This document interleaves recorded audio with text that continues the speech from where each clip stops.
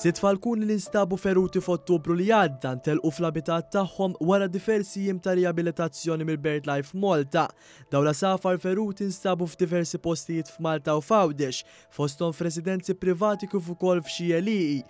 Ir-rappreżentant tal-BirdLife Malta Nicolas Barbara spjega l-proċess ferm delikat sabiex dawn l-asafar jingħataw il-kura mill-ispeċjalisti. Il-veterinarju jirrakkomanda x'tip ta' kura li jkollhom l-asafar, ħafna drabi jkollhom ġewnaħ li jkun miksur, allura tkun ir-raġun għal xi xasfur inġabbar għax ma jkunx jista' jtir.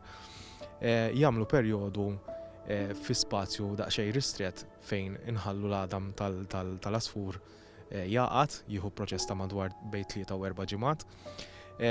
Wara dan imbagħad nibdew nagħtu l-asfur naqra iktar spazju fejn jkun jista' jerġa' jibda jeżerċita l-ġwienaħ tiegħu u anke bekk isaħħaħ ukoll il-muskoli tiegħu. Wara dan il-proċess Barbara spjega li l-pass li jmiss kien li jerħu lil dawn il-falkuni mill-gżira Siekta ta' Kemuna sabiex jerġgħu jibdew ipassu f'pajjiżi oħra.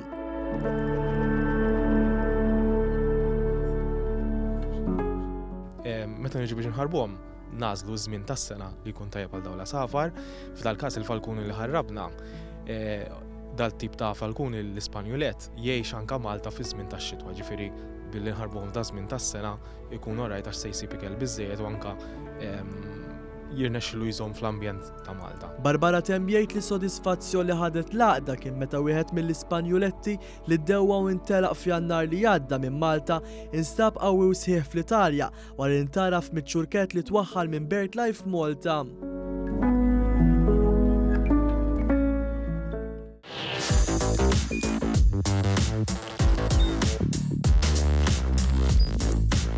Idħol fuq one.com.mt u hemmhekk tista' tara l-programmi kollha li jxandru fuq One permezz ta' One Play.